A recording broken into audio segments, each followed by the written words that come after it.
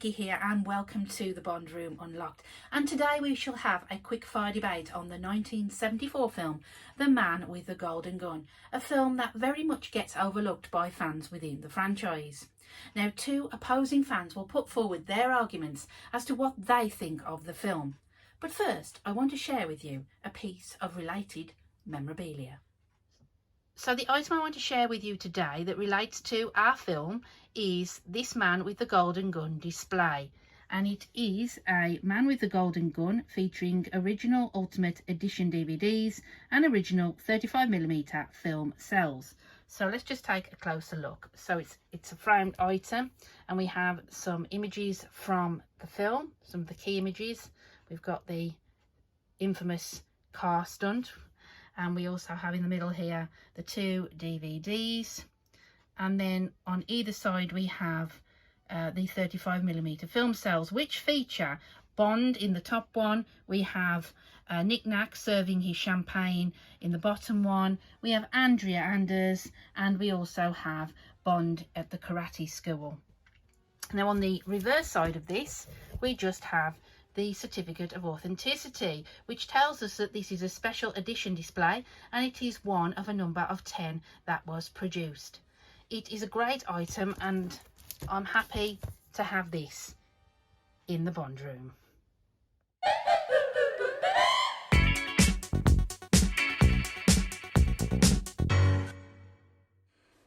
The name's Ward, Nathan Ward, and like many people, I want to know why people frown upon the Man with a Golden Gun. Personally, one of my favourites. But I don't get why people frown upon it. Is it because of Nick Nack, who's an odd choice of a sidekick for a villain? Is it because Sheriff Pepper makes a return? Or is it that slide whistle that just about annoys everybody on that corkscrew jump? I generally don't know. I quite like all the additions to these. So I don't think people frown upon the Man with the Golden Gun, just maybe a dislike, a general dislike. I mean, personally for me, the other more Roger Moore films are so much more entertaining and so much more better, I think. Man with the Golden Gun just seems to cash in on sort of the martial arts aspect of things. Goodnight is too ditzy to be a secret agent, I mean, it's all good fun. It's typical 70s sort of comedy action film, but it just doesn't feel a strong Bond film. Personally, I like The Man with the Golden Gun, and I prefer it over many of Roger Moore's later entries into the series. Yes, it has its faults, but doesn't all Bond films, and I would agree that Mary Goodnight, played by Britt Ekland, is possibly the weakest link in the film. She's a very unconvincing ally to Bond who hinders more than helps, and of course that spectacular Bond stunt is diluted by the comedy whistle, but surely it's no more cringy than a double take pigeon, or Bond swinging through the trees with a Tarzan yell, or even Bond cooking a quiche.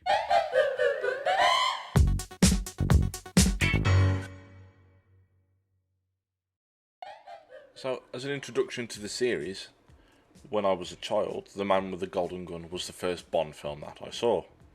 Now, a questionable choice, some may believe, but for me, not knowing who James Bond was or why this guy was walking around with a golden gun, this really captivated me, and I really liked pretending that I was Mr. Scaramanga himself walking around with a golden gun. The golden gun, for me at the time, was a key essence of my introduction to Bond, and ever since then, I've always liked it. What do I think of the film? Like I say, I think it's in my bottom 5, but however, it's to everyone's taste at the end of the day. Personally, I just think it's Roger Moore films. The rest I think are really good. This one I would watch, but it's an average film for me. Like I say before, it's so inconsistent. The kung fu stuff, is quite funny when Roger just gets pushed aside by the two ladies, and that's quite funny. But it's just too inconsistent for me. Mary Goodnight, it's too ditzy for me. The score's not too bad. The One Piece line is excellent. That's a bit dark, but it goes dark light, dark light. Nick Nat's great. Scaramanga's great. Andis isn't a great Bond girl. The stunt's good. Slide whistle, not so much. It's a bit cheesy, a bit too much cheese on that. It's just too inconsistent for me. It has to be all the way through. I don't think it knows what it wants to be. That's the true answer. And it hasn't aged very well. Now, one of the things that both Nathan and Matt do agree on is the brilliant performance of Scaramanga by the late great Sir Christopher Lee. Now, Scaramanga is a top 5 villain for me, and along with his crazy funhouse, he's my most favourite thing about the film. Lee plays a deadly assassin with both charm, arrogance and majesty, and is more than a match for Bond, Walther PPK against the Golden Gun. But for me, some of the best scenes in the film are the conversations between the two men. You live well, Scaramanga. At $1 million a contract, I can afford to, Mr. Bond. You work for peanuts. A hearty well done from Her Majesty the Queen and a pittance of a pension. Apart from that, we are the same. To us, Mr. Bond, we are the best. There's a useful 4-letter word, and you're full of it.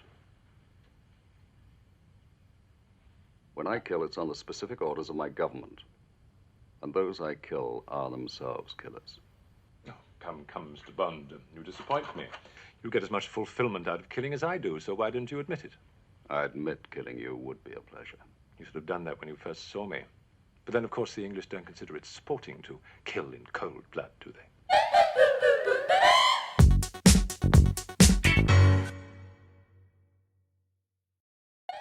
So I have to stay true to myself, and that is keeping The Man with the Golden Gun at that number 1 spot. Out of all 25 films, new and old, multiple Bonds, multiple Bond women, multiple Bond villains, it just has that special place in my heart that got me into the franchise and where James Bond is today. So I rank this film in the bottom 5. I think I don't know where to place it, and a good comparison, I don't know really, because my opinions on Bond films are completely, they're not your normal traditional, like your Casino Royale's top place, or mine's completely different. So it's all up for debate, as it always is. But yeah, bottom 5 for me. I think it's the weakest more Bond.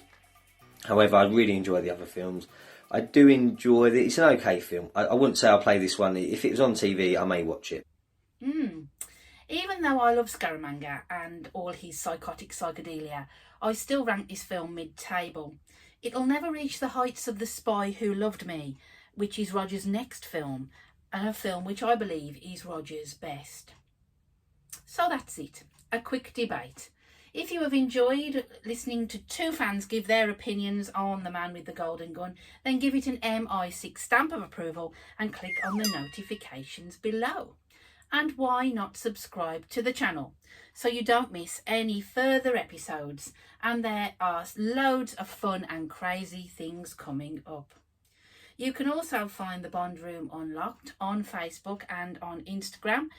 If you like Bond, if you like the Eon Bond films and you love memorabilia, then just knock the door and I'll let you in.